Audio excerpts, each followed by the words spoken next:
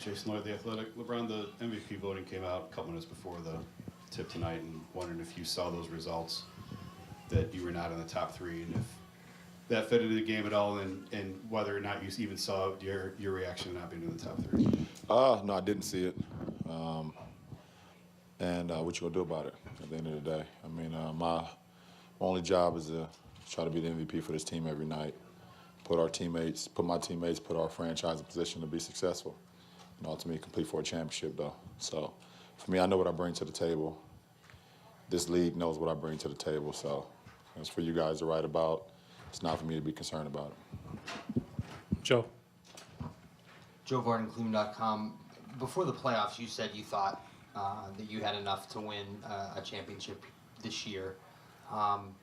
What are you seeing from your team now? 10 straight, and obviously tonight's game was what it was. Where do you see this team right now? We just want to try to get better. I also told you we had another level, and you looked at me crazy when I told you that. I believe we got another level as well. As well as we played tonight, there was still some things we could have did better. We had a few bad turnovers offensively that we could do better. We had a couple miscues defensively where we gave us some open looks.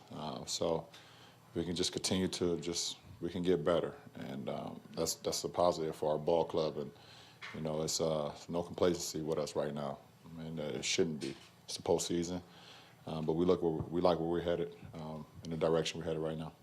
Dave. David Brenneman, ESPN.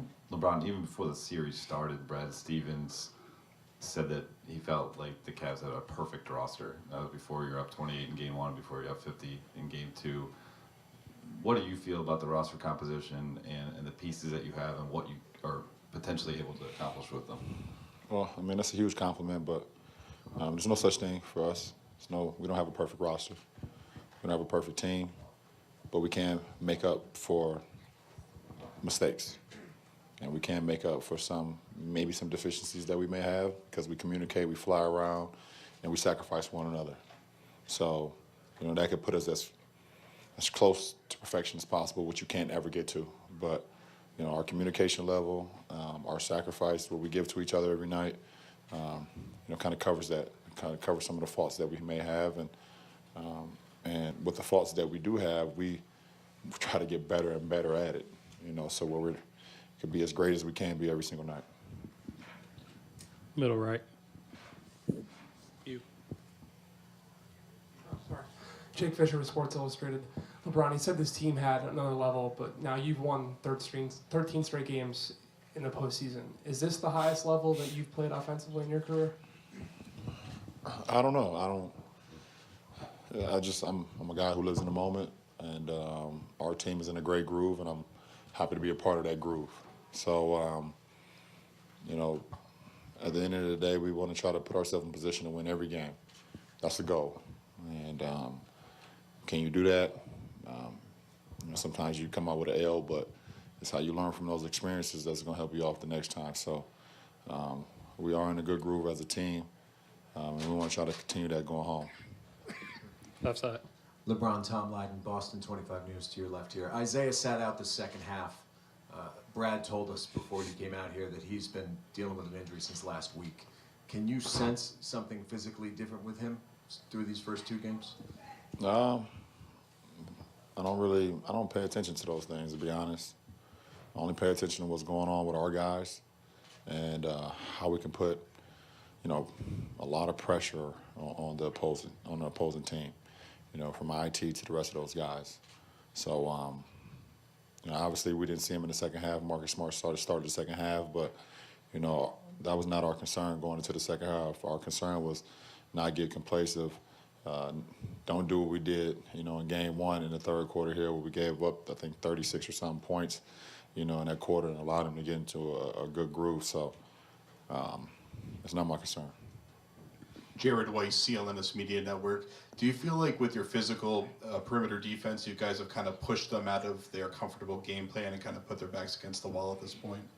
Well, they're going to make another adjustment, and we have to be ready for that going into Game 3. We're going to watch film tomorrow and see ways we can be better. We do have some great perimeter defenders that takes the challenge. but we also have great third line defense as well. You know, with our front line who communicates, you know, pick and roll coverages or pin down coverages or whatever coverages that's going on that allow the guards to get up into the ball or, you know, do what they need to do to be successful versus their guards. Bob Schron, the Citizen. LeBron, Brad was saying one of the takeaways he took from the game was in the beginning of the fourth quarter, Kyle, a bunch of the veterans were out there, RJ, playing so professionally. Are you guys at a point where you're challenging each other, you know, excellent veterans, making each other better? Well, absolutely. We had a veteran ball club. We want, one of the oldest teams in the league, so we all push each other. We're here for one reason. When you sign up to be here, we're here to compete. We're here to sacrifice for one another. And if you're in garbage time or if you're in the crunch time, you need to be a professional. And, you know, RJ's done that. Champ has done that. Channing is doing that. You see guys playing one round that has a huge, a huge piece for one round, but then the next round, you know, certain things change. And guys just continue to stay ready. Guys continue to stay professional, and it's great to be in the locker room like that. Anything else? All right, thank you.